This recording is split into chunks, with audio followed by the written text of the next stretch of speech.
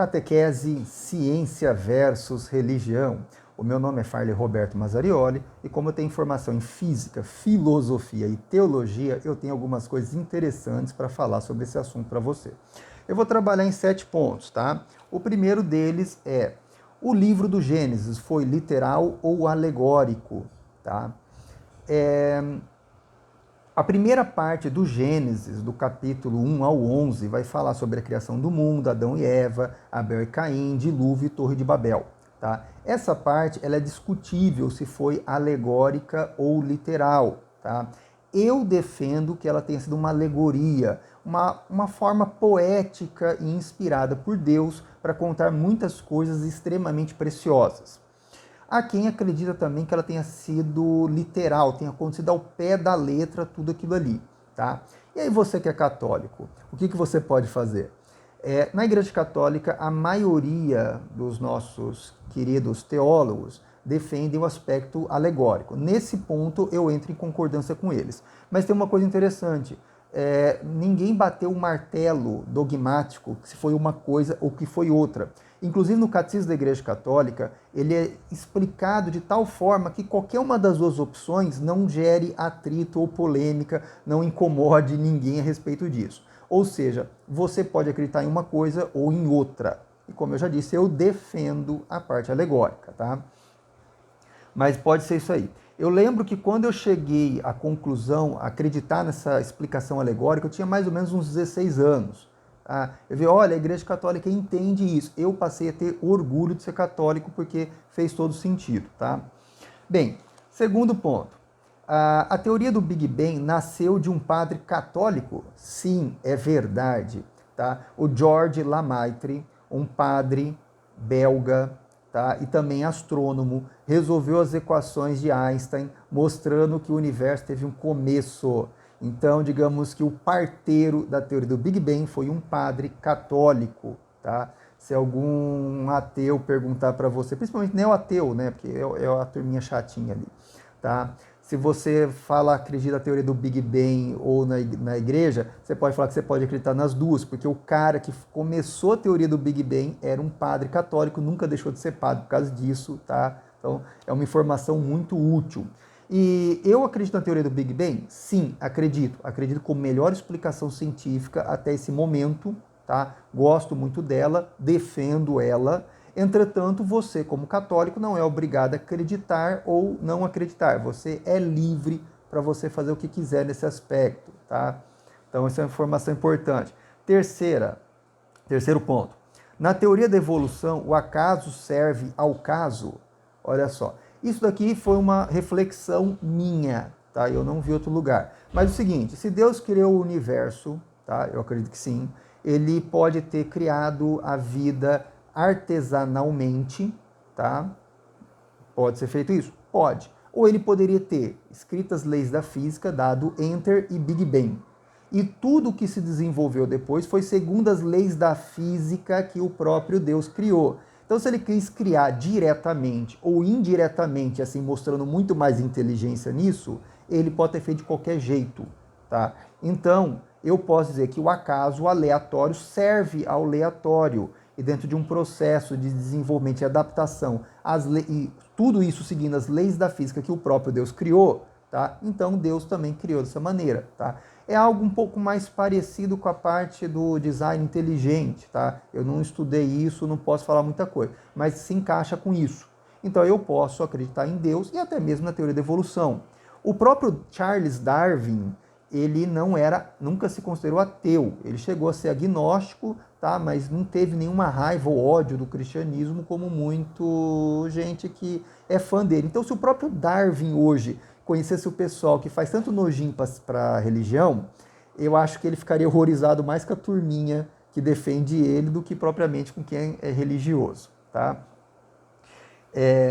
A evolução da ciência e o que já foi ou é um absurdo para os cientistas, tá? Vamos ver o seguinte, durante a Idade Média, tá, a explicação mais plausível era que a Terra estava parada no centro do universo. Isso vem de Aristóteles, desde antes de Cristo. Então, toda a explicação acadêmica, científica, desde antes de Cristo era essa. tá? Para você conseguir provar o contrário, o Galileu teve que explicar inúmeras coisas. Por que a Terra se movia e não havia furacões de um lado para o outro? Porque em épocas do ano, tá, ela tá orbitando em torno do Sol, algumas estrelas estariam mais... você deveria ver algumas estrelas mais perto e outras mais longe. Ele foi ter que explicar que essa distância era muito grande. Ele consertou a ideia do Aristóteles, da inércia, para poder mostrar que a questão da queda dos corpos, do mastro do navio.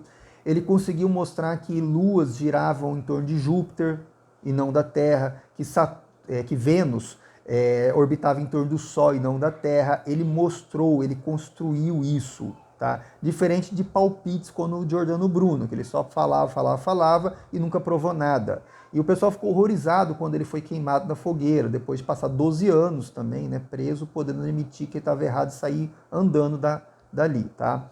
A Inquisição cometeu erros, sim, lamentáveis, verdade. Tá? Não vou defender tudo que os caras fizeram também, mas nem de longe é aquela coisa toda que te contam na escola. Tá? Como eu sou professor, eu também posso dizer, me contam muitas mentiras na escola. Tá? Então você fica esperto com isso. Galileu nunca foi condenado por ideias científicas, e sim por sugerir uma interpretação da Bíblia. Tá? Os caras estavam querendo condenar ele, foram mau caráter os inquisitores contra o Galileu, tá? Mas eles não podiam condenar o Galileu por ideias científicas, só por ideias religiosas. A Inquisição tinha esses limites, e tem alguns professores que até mentem, e eu já vi um professor mentindo sobre isso, tá, numa palestra, falando que ele foi condenado por questões científicas, e não foi exatamente isso. Tá? Felizmente, ele foi inocentado depois, antes tarde do que nunca, né? Demorou isso aí. Mas nós temos algumas ideias assim. Outra coisa interessante é que algumas décadas atrás, várias décadas atrás, alguma criança via lá, estudando geografia, que na América do Sul, principalmente a costa brasileira, se encaixava com a África. Tá? E muitos professores de geografia riam, davam risada, ai, que absurdo, é só uma coincidência. E depois, com a teoria da deriva dos continentes, tá? Mostrando lá aquela cicatriz que tem no meio do Oceano Atlântico, tá? Explicando os terremotos, os materiais geológicos do Brasil e da África, que você comprovou que se encaixava. Então, ao longo da história, muitos absurdos foram acreditados pela comunidade científica, o pessoal ria quando alguém dizia o contrário. Tá? Então, nós temos esses fatos históricos também. Tá? Então, isso tem que ser levado em consideração. Outra coisa interessante é o terraplanismo, que obviamente é um absurdo. Tá? Você precisa entender, estudar e poder falar, olha, o terraplanismo é um absurdo. Verdade, concordo plenamente que é um grande absurdo, é uma insanidade. Mas você precisa entender do assunto, saber explicar, e não vir com um sorrisinho cínico de superioridade afetada, que é um traço de muitos psicopatas. Então você tem que saber diferenciar e não ande junto com esse povinho aí, tá? Perceber o sorrisinho cínico, superioridade afetada, passa longe, que você é bandido se fingindo ali de muita coisa, tá? De se fingindo de bonzinho ou de ares científicos. Não é bem assim. Tá? Mas o seguinte, por que eu estou falando isso? Porque hoje em dia nós temos no meio acadêmico sendo levado a sério uma coisa tão insana e absurda quanto o terraplanismo. E essa coisa insana e absurda é a ideologia de gênero. E ela é levada a sério no meio acadêmico. Tem gente que discute a sério, então tentando impor isso sobre você. O mesmo povinho que costuma dar sorrisinho cínico de superioridade afetada quando você discorda de que eles são tão conscientes, bonzinhos e legais, né? Aquele povinho assim também tem um viés comunista, tá? Esse povinho legal que matou do próprio povo mais do que 2 guerras mundiais e quer matar muito mais, tá? E é totalmente anticristão, tá? Então você fica atento com isso. E o fato disso ser discutido assim, na maior tranquilidade, um respeito no meio acadêmico, mostra que a Idade das Trevas é hoje, não foi na Idade Média não, tá? E contra esse povo tem uma censura diferente, tá? Eles também fazem a inquisição deles, aí tem problema, não posso ficar esperta no YouTube falar essas coisas, tá? Mas nós temos um problema grave com isso, tá? O terraplanismo, ideologia de gênero, é tudo farinha no mesmo saco, é igualmente absurdo e insano, tá? Quinto ponto. Se existe vida fora da Terra, obviamente ela foi criada por Deus. Tá? O astrônomo, o chefe, o diretor do Observatório Astronômico Vaticano, em 2008, o padre José Gabriel Funes, respondeu a uma entrevista dizendo que se a vida foi criada Se existe vida no universo além da Terra, obviamente ela foi criada por Deus. Tá? Então isso é uma coisa interessante, se existir essa. Se você toca no assunto de um padre, perguntar algo assim para um padre, a primeira coisa que eles vão falar é o quê? O que a ciência provar, a igreja aceita e sai de fininho. Tá? E tem muita coisa interessante nisso. Tá? Vamos observar a questão da ficção científica e da teologia. Quando você vê alguns filmes, tá? Desde revista em quadrinhos a filmes em gerais, a base teológica sobre o assunto de vida extraterrestre é uma base ateia. E no filme Contato, inspirado no filme do Carl Sagan, você percebe nitidamente que os alienígenas ali são ateus. Então, muita da nossa ficção tem uma base assim. Na ufologia, tá, em várias palestras que você for assistir do assunto, você vai perceber que a base é espiritismo e esoterismo. Você quase não tem uma base católica. Bem, o que eu posso dizer a respeito disso? Primeiro lugar, Jesus Cristo foi concebido de forma puramente sobrenatural. Então, quando alguém me falar que Jesus é um híbrido alienígena, é um absurdo completo, discorda completamente disso. Mas, e se aquela pergunta, houve algum contato de alienígenas na Bíblia? Hoje em dia, tá, isso é tratado como um total absurdo. Entretanto, como eu acabei de explicar agora há pouco, outros absurdos já foram tidos. Se é um absurdo ou não, eu não posso provar que sim ou provar que não. Mas uma vez que eu tenha em base que a Igreja Católica é autêntica, se houve algum contato ali, obviamente a minha conclusão é que a religião deles é a mesma que a nossa. Que interessante. Se for real, não estou falando que é, tá? Não posso provar nem que sim e nem que não, mas se houver algo de verdadeiro nisso, tirando um monte de doideira que o pessoal viaja na maionese loucamente, se houver, a religião deles é a mesma que a nossa, o que é uma coisa boa, porque se houver algum contato formal em um futuro, tá, isso não derrubaria a igreja, ia sacudir poeira, ia levantar muita poeira, ia ser legal isso. Mas a Igreja Católica, ao invés de cair, ficaria mais forte ainda, tá? Se houver algo de verdadeiro nisso. Então você católico, se isso for verdade ou se for falso, você pode dormir em paz, tranquilo, que para você isso está de boa. Tá? Sexto ponto, a origem da vida e a necessidade de combater o aborto. Tá? Então vamos lá. Quem começou a falar que a partir do momento da concepção, onde o espermatozoide entra no óvulo, mistura o DNA e vira um novo indivíduo, tá? A partir desse momento que vira um embrião, é um novo indivíduo, tá? Quem definiu isso foi a ciência. O que a igreja fez? Falou o seguinte, olha, se a ciência fala que isso é vida, tá? E a melhor explicação que a gente tem é essa mesmo, tá? Essa vida tem que ser defendida. Ótimo, então você tem que ter capacidade moral disso. O problema do aborto, tá? Teologicamente, eu não sei a que momento nós temos uma alma ali. Eu não sei, tá? Porque é o seguinte, um gêmeo idêntico, o embrião já formado com o mesmo DNA, ele pode se dividir e virar dois.